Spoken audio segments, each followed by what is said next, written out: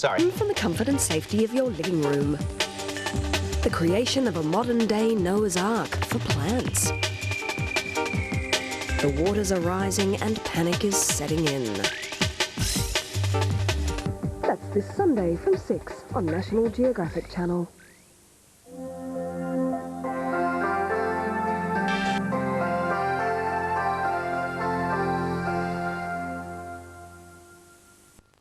On this episode of The Hunt for Amazing Treasures, could this debris be the right-hand look at ourselves and our past?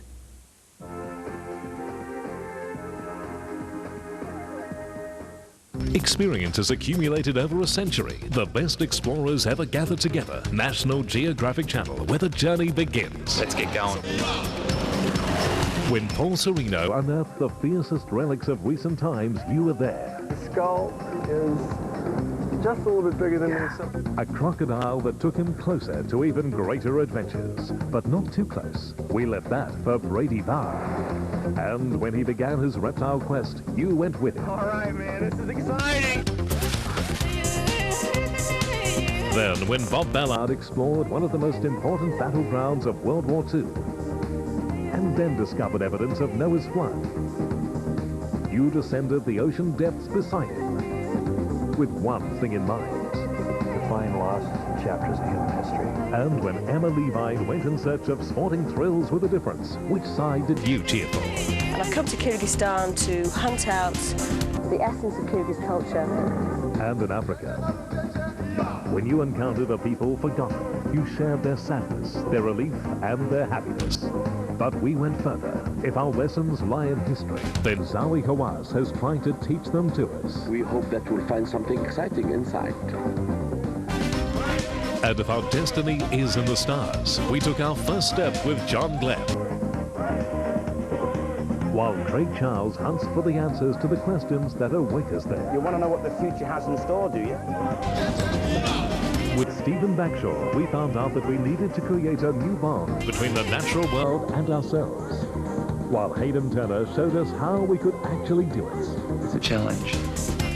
Living sustainably, I tell you. Our adventure is your adventure. Now, log on to the website and join National Geographic Channel's Explorers Club this summer. Your passport to an amazing world.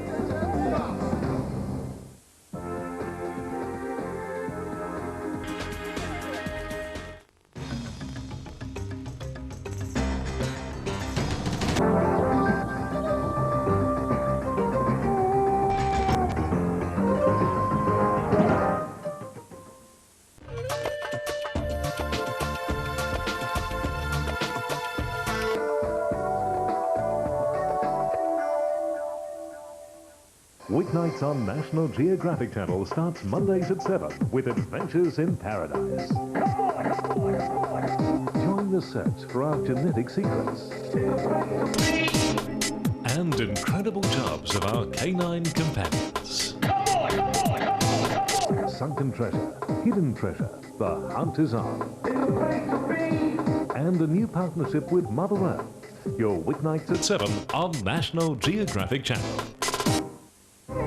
Your dreams of adventure become reality this summer with the National Geographic Channel Explorers Club. Register your free membership exclusively at our website, then enter the Tongariro Adventure Challenge. From abseiling to climbing, 3 winners and friends will do it all in an action-packed 5-day adventure at the Sir Edmund Hillary Outdoor Pursuit Centre. It's a chance of a lifetime that includes return flights courtesy of Air New Zealand. Enter now for your passport to an amazing world.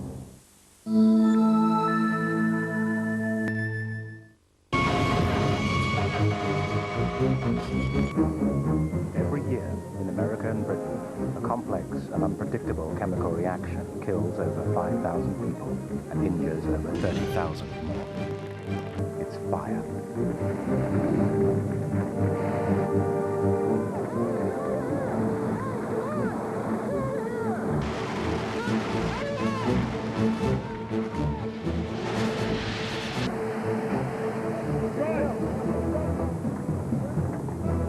Yet, only by really understanding the science and behavior of fire can firefighters get to grips with the best and safest way to fight this inferno.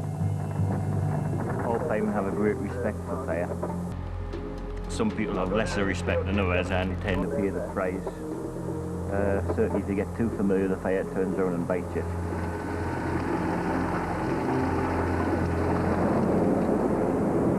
We actually hit the fire, sent some brands up into the gases, which ignited, and it just came down. It's like a howling banshee over our heads, whizzed out the door, shut the door behind us, taking out the glass with it, and knocked a leading fireman down a spiral staircase.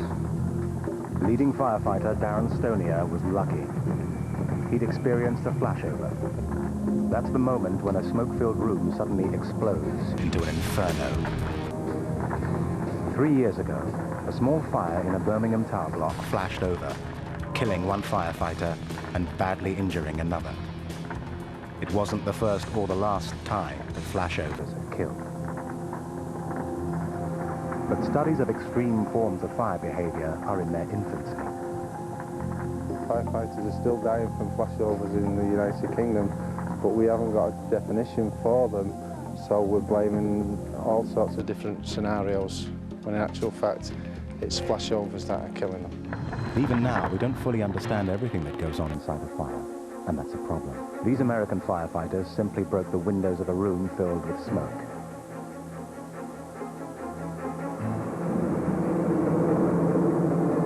They were lucky to survive.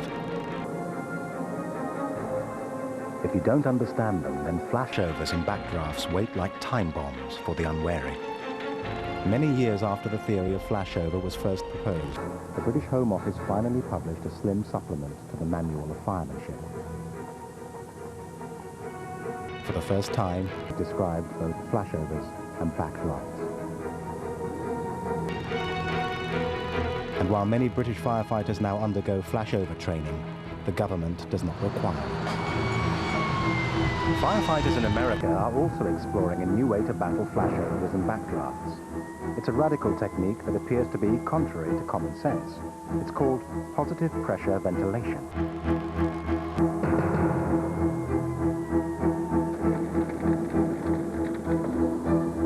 These North Carolina firefighters have been called to a domestic fire. It's a wooden house, and the fire's building rapidly. As the hoses are laid out, two of the crew remove a large fan from the emergency truck and move it into position in front of the door. Now in America, in the last 10 years, they've been using fans to fight fire, and very effectively in most cases. Again, when you look at that, it looks a little bit difficult to understand that, well, hang on, here we have a fire, and we're going to fan it. Well, isn't that rather dangerous? Well, for years, as instructors, we've taught that we don't add air or oxygen into a burning structure. But what we're doing with positive pressure ventilation, we're supplying enough air and enough oxygen in there to overcome that. So it does. It goes against everything that even instructors for years have taught to add air, but it works. But it's not for everything. Positive pressure requires quite a bit of training. It's not something that we can just buy and put on the truck and say, we watched a video and now let's go use it. There is a lot of training into it. We have to remember that it is a ventilation tool, so we need to be using it for ventilation. One of the things that's happened in the United States is that people have seen videos and read a couple of articles and go to use it. And if positive pressure ventilation turns out wrong, it's because generally they used it wrong.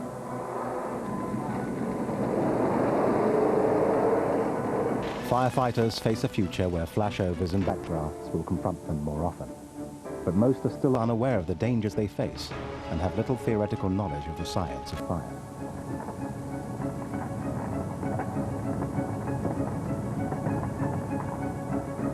However, in Sweden, flashover and backdraft training has been routine since 1984.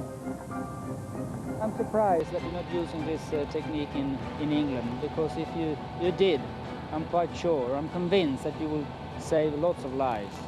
Both the life of your firemen, and they will be more able to save the people's lives.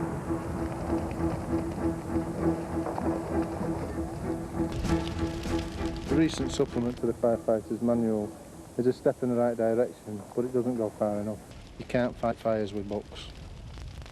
And all I'm saying is that we should all get our heads together, Forget any differences or whatever and find the solution, because as long as we don't find the solution, firefighters are at risk throughout the world, and they deserve the best. They give their all and they deserve the best.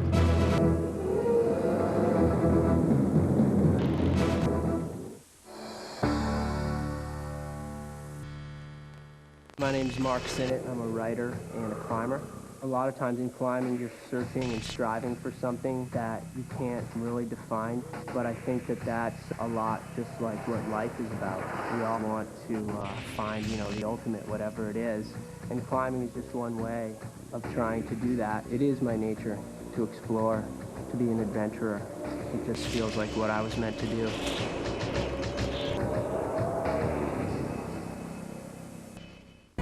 In Focus this week, there is only 2% difference between you and these chimps, but their future is under threat as poachers kill them off and human development steals their homes. They want to live, but now they have no one else to turn to but the very species that threatens them. Join Hayden Turner in Africa for the last hope of our closest relatives. Chimp Tales in Focus, tomorrow from 7 on National Geographic Channel.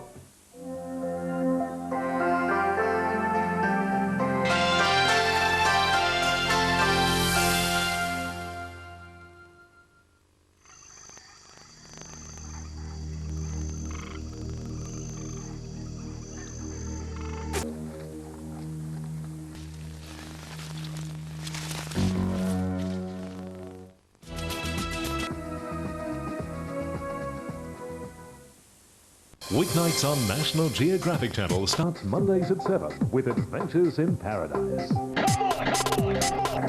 Join the search for our genetic secrets and incredible jobs of our canine companions. Sunken treasure, hidden treasure, the hunt is on. And a new partnership with Mother Earth. Your weeknights at 7 on National Geographic Channel. He travels to work by inflatable boat. Day or night, he's always on call. Some days, his customers don't show up for meetings. And others, they just want to eat him for lunch. Meet Brady Barr. Very dangerous. It's just a myriad of jaws, teeth, claws. Biologist, adventurer. Bruno, don't sprint. Croc doctor. Woo, we got him! He says he's got the best job in the world, which is not surprising, because he works here.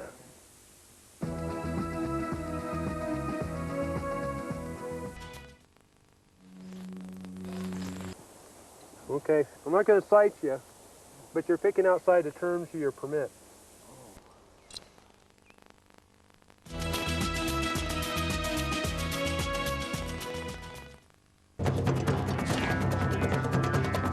Only National Geographic's legendary cinematographers bring you spectacular shots of the wild.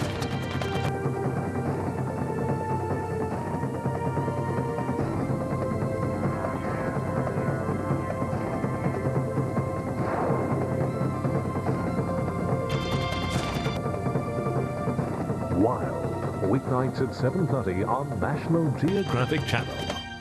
I was out diving one day and I saw a shark swim past.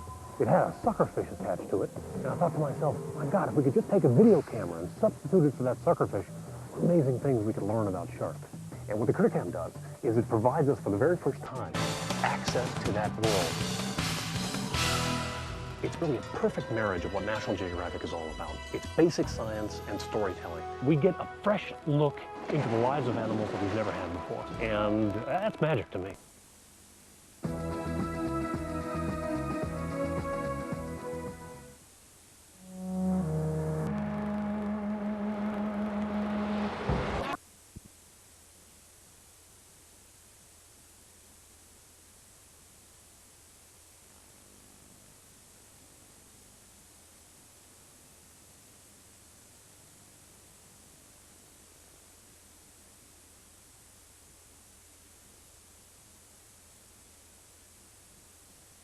But this doesn't help us with the murder of Layla Briggs.